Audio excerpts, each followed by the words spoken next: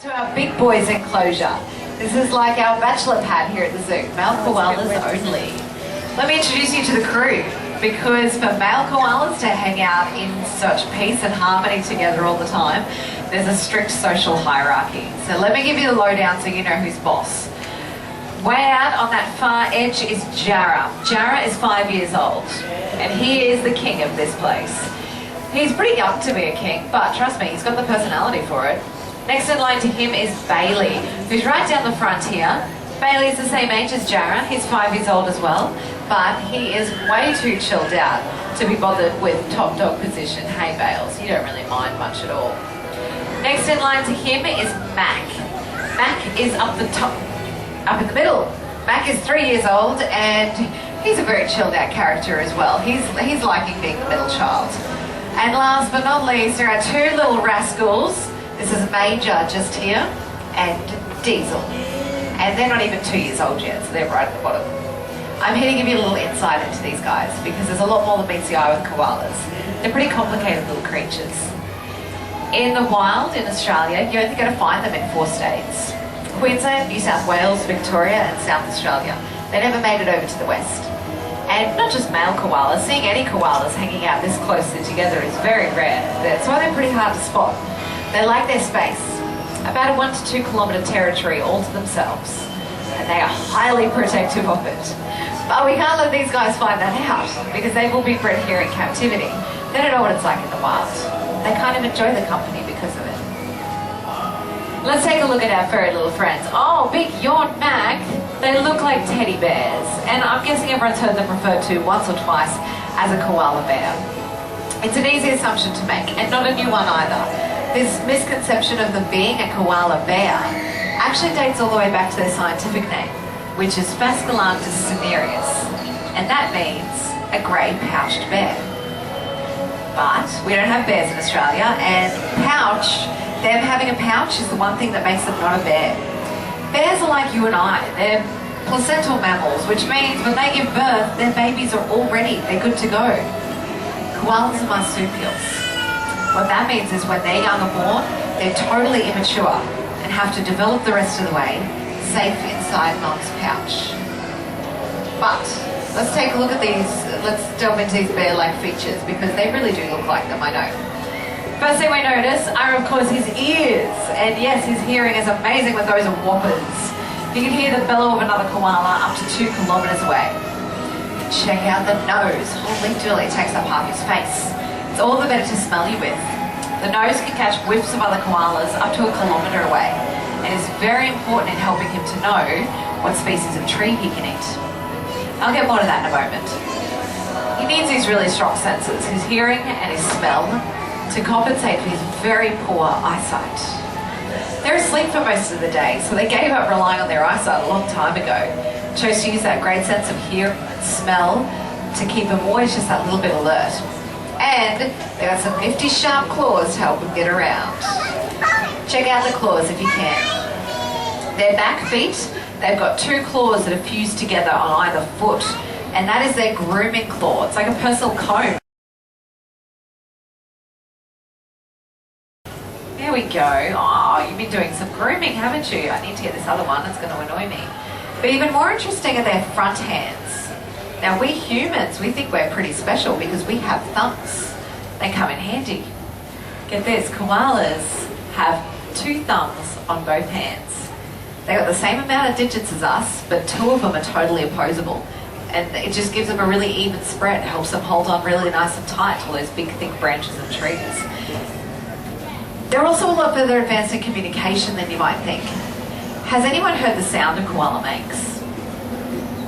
It is nasty. It's like something you'd expect coming out of a wild pig rather than a koala. It's this deep bellowing grunting noise that begins inside, just explodes out of them. And the girls are just as bad as the boys. But it's not just through the vocals that they communicate, it's a whole lot through scent, because they are asleep, they're pretty silent most of the time. So they communicate a lot through scent. All boy koalas have a dark dirty patch on their chest, some much smaller and less noticeable. And that scent gland, that's his scent gland on his chest. It lets other koalas know by smelling him on the wind or smelling a tree he's rubbed himself up against that 1, he's a boy, yes, But in that scent, it also tells his level of dominance and his stage of sexual maturity. In the koala world, the stickier you are, the bigger, tougher, and more attractive to the ladies you are. And we all know koalas live in Australia, and our summers in Australia get very hot. So why are koalas wearing these big, thick fur coats? Do they really need them? They do. It comes down to this stuff, what they eat. Do you all know what sort of leaves these are? Who knows? Shout out at me if you know. What are they? Gum. Thank you. Eucalyptus. 800 to 900 varieties of eucalyptus. It's found all over Australia. Koalas, they and about 8 to 12 species actually make up the diet that they eat every day. And it all depends on where they live. But regardless of what species they are eating, it is the only thing they can eat. It's kind of like us eating nothing but lettuce. It's a whole lot of moisture, which is why they don't drink. They don't need to unless it's really, really hot. But it doesn't contain any fat, so it can't keep our poor little buddies warm. Hence the thick fur coat. When he's cold, he tucks all his little limbs in together, curls into a tight little ball, as those 3 dense, thick layers of fur on his back protect him from the cold. When he's hot, opposite, just big Aussie leg spread, because all of that white fur on his front is actually very thin and it lets the heat away. Now, getting back to the eucalyptus, because you'll notice them munching on it whenever they're not asleep. It's because they eat about 500 grams of it a day. That's like a small garbage bag full of leaves. Now, I don't know if you've ever taken a look at the stuff, but it's not exactly the easiest thing to eat. The leaves are incredibly fibrous, but not only that, eucalyptus is highly toxic. This is poisonous. And that's when we need to check out what's going on inside our furry little friends to find out how they can eat so much of it. Now, explaining really basically, it's like you, me, pretty much every other species of animal is a fibre and toxin digesting organ called a cecum. You would have also had it called an appendix. Ours is quite small. We can even live without it. It's not the best, but we can live without it. Koalas, theirs is a little more special. A whole 2 meters more special. That's right, coiled up inside that tiny little body is a cecum, an organ, all for digesting the fibre, and it's up to 2 meters long when it's outstretched. That's a long journey for this to go through. And I know they look a little on the chubby side, but they're not. They're just harbouring one of the largest digestive systems of any animal their size. Basically, this cecum is loaded with millions of great bacteria that the koalas need to break down this eucalyptus leaf and all of its horrible toxins so that it can then be absorbed as their food. But this process, as we can tell, is an exhausting one. And their little digestive systems are active 24 hours a day. I know it doesn't look like he's doing much on the outside, but trust me, on the inside he is working pretty hard. Has anyone heard that koalas are drunk from eucalyptus?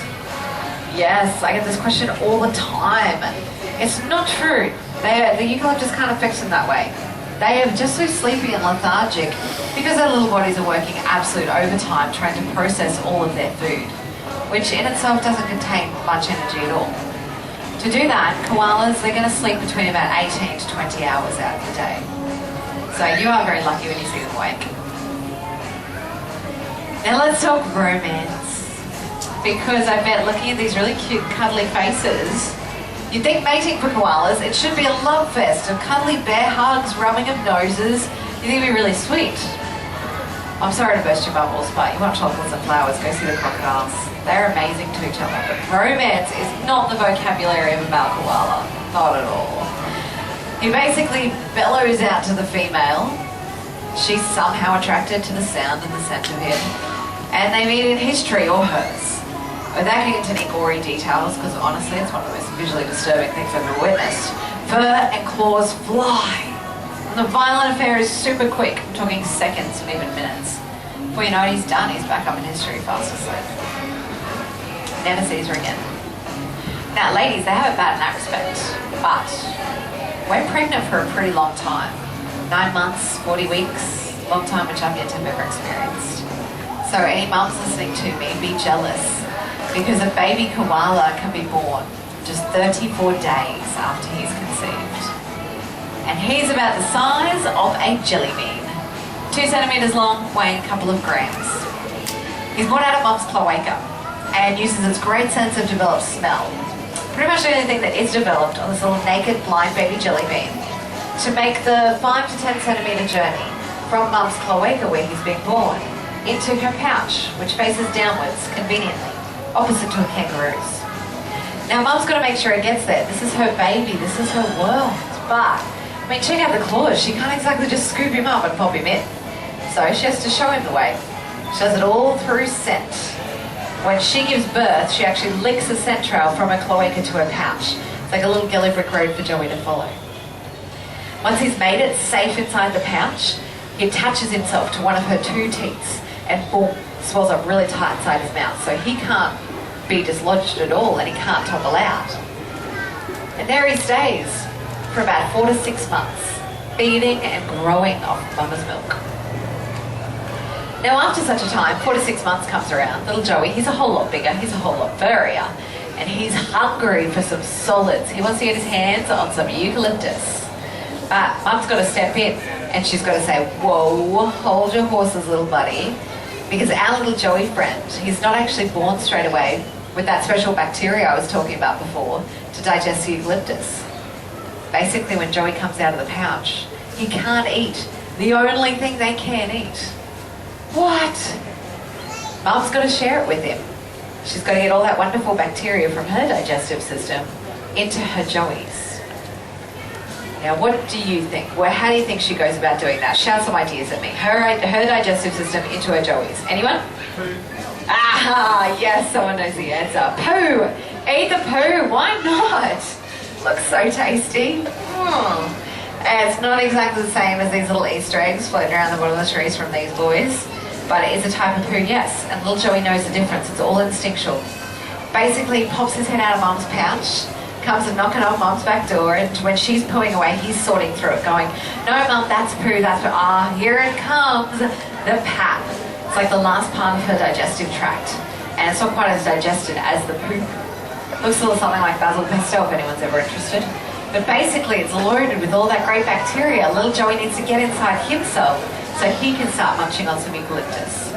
Learning from mum along the way which species he can and can't eat.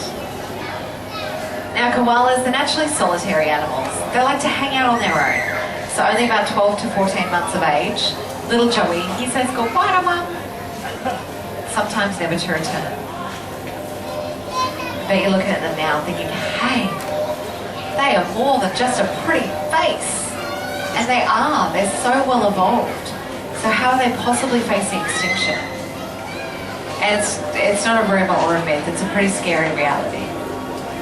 We are losing koalas in the thousands, and each year in the thousands, and unfortunately it's getting worse. Not just because of disease, but a lot because of habitat destruction. Simply we're cutting down their homes to build more of ours, and also we're mining it as well. Best way we can help is if you're an Aussie and you live on a large enough piece of land that you can have native trees like eucalyptus growing in your backyard, fantastic, leave them there, plant some more. You can be sharing your backyard with a koala. But whether you are a tourist or a local, best way you can help is be careful on the roads. Now if you're driving around Australia and you hit a koala, that's an accident. It's an awful accident, but they happen every day. What isn't an accident is forgetting about it, just leaving it on the side of the road to die. Because even if you are driving around and you come across a koala on the side of the road, you didn't see the car hit it, you don't know when this happened. Stop and check. Because if that koala has a pouch, that means she's a female. There's a very good chance there could be a joey inside. As joeys, they can survive, depending on their development, up to about 3 days inside the pouch of a dead mum. Now, if you ever came across that situation, whether it be a koala, wallaby, wombat, leave the joey in the pouch. If you can, take the whole animal to the nearest wildlife hospital, or call someone to help. I can give you lots of phone numbers to remember, but you're not going to. So luckily, we live in the day of smartphones and iPhones, and wherever you are traveling around this beautiful country, you're going to be able to find a wildlife emergency service to help you out. But you don't have to physically rescue your own koala from the side of the road to make a difference to their population. Not at all. You're all making a difference right now. You're just here at the zoo. You're supporting us. You're listening to me. You're learning more about koalas, and you're falling in love with them. And I'm going to help that process along by asking who would like to pat a koala? Me! I would. Well, that is the cue for Becky Jo to very noisily enter the enclosure.